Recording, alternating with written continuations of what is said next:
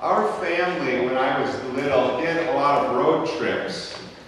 And I can remember the first time I saw the Burgundy license plate.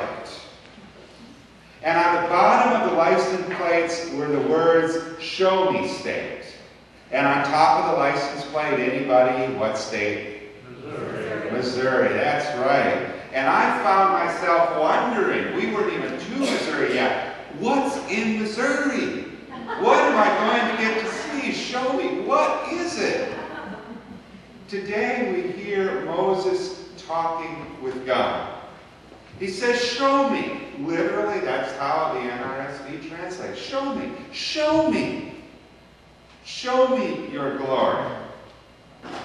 Show me your ways. And God says in return, this is maybe the new Missouri state license plate, you couldn't handle it. If you saw me in all my glory, you would die. But I will show you what I can. I'll show you as much as is possible for a mortal to see. This past Thursday was another one of those beautiful fall days. At hospital visit, after the hospital visit, I had a meeting at Faith United Methodist Church. After that, I decided to go back to Moorhead, the north way, kind of the long way around, down Broadway, and turning at that little Tesoro or British Petroleum or whatever it is, and past the Oakley Addition. And there it was, a little past the Oakley Addition, this wonderful red, orange, maple tree. Oh, just this round globe on top, and it was just radiant in the sunlight. And not but a couple hundred feet from that was this maple that was just the most wonderful red, not a hint of orange, all red, and it was tall, and it wasn't nearly as wide, and then there was this golden oak tree, just glistening gold, and it was like the trunk going up was just this deep black, and the sun shining, and I thought to myself, I really have to learn to carry a camera with me. I forget so many times, and I wish I could show you, but I can't show you that. You have to imagine it. The week before that, I had to go out to Thief River Falls to give one of these Reach, Renew, Rejoice presentations. And on the way up to Thief River Falls, I did have my camera. And I saw this bird. And I snapped the picture and I sent a text home to my wife, pulled over to alongside the road and sent home, blackbird, white on its shoulders, white on its sides, and a blonde black tail like a pheasant. And she sent back to me, magpie. So we knew the name of it. And she was right, it was a magpie. And then she told me the last time she had seen a magpie. The last time she had seen a magpie, and I didn't even remember seeing a magpie before, was over 20 years ago, and she could tell me it was in Bill and Irene's driveway. Bill and Irene were like the couple that adopted us when I was first out of seminary in our first parish. They adopted Shelley and I, and she knew right where she had seen her last magpie. All I've been hearing about since is, you should really make a trip up and go try and find a magpie.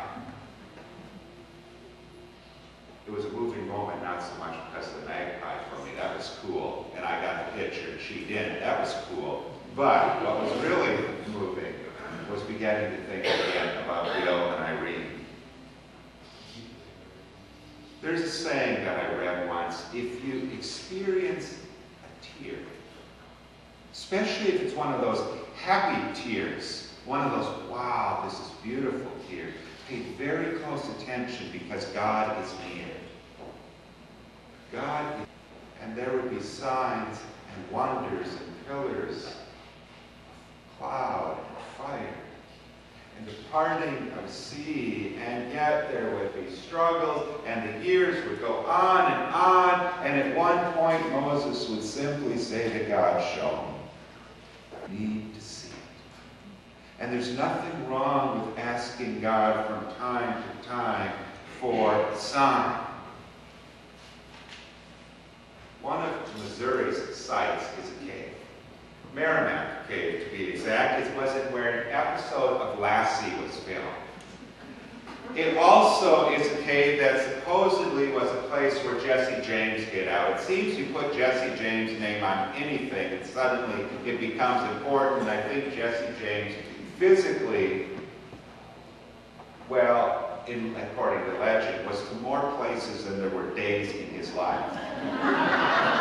But supposedly he hid out in this Merrimack Cave and waded through some water and snuck out a different exit than the entrance, and that's how he was able to escape from time to time. But anyway, that maybe seems silly, but imagine with today's story being able to actually go to that spot where Moses experienced glimpsing the presence of God. To be in that little nook, that place where God set Moses between the rocks. Imagine what it would feel like just to be there and to think about that piece of our biblical story. Wouldn't that send shivers down you to think this was the place where Moses was when it seemed God walked right by? I was an initiative seminar the day of Hands for Serving. Some of us were, some weren't. 300 people plus participated in Hands for Serving. Most of them United Methodists. There were some who weren't United Methodists.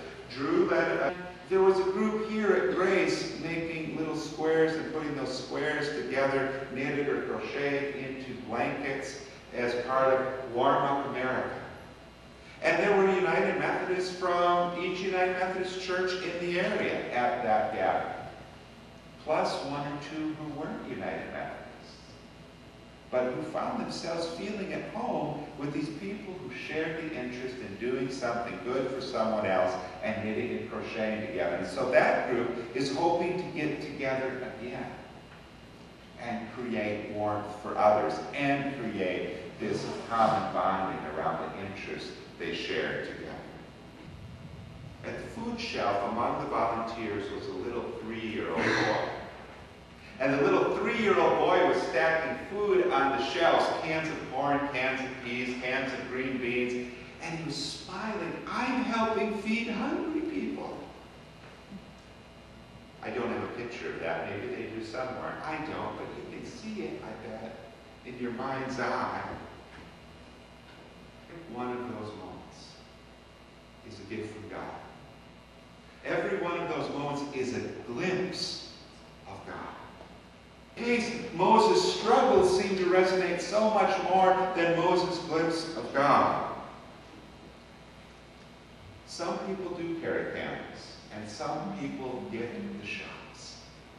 This shot from Linden, and you maybe read about it in the paper. One girl running in the last cross-country race of the season, a part of her knee just kind of popped, and down she went. She was able to get up, but she was barely able to walk after the injury.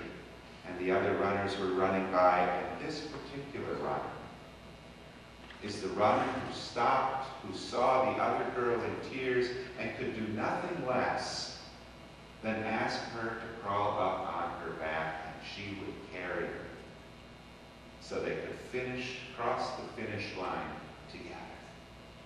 That is, some races are defined by who wins and comes in second and third and all of that. But the real races in life are defined by how we help one another across the finish line. By how we know those stories well from the scriptures. Weary, even the young, says God to Moses, I will put you in the cleft of a rock, and I will cover you with my hand, and after I pass by, you will glimpse my glory. As much as we can recognize the places where God is at work, we are already feeling closer on our walk with God. To God on their walk, every place we can, help recreate a God moment for someone else.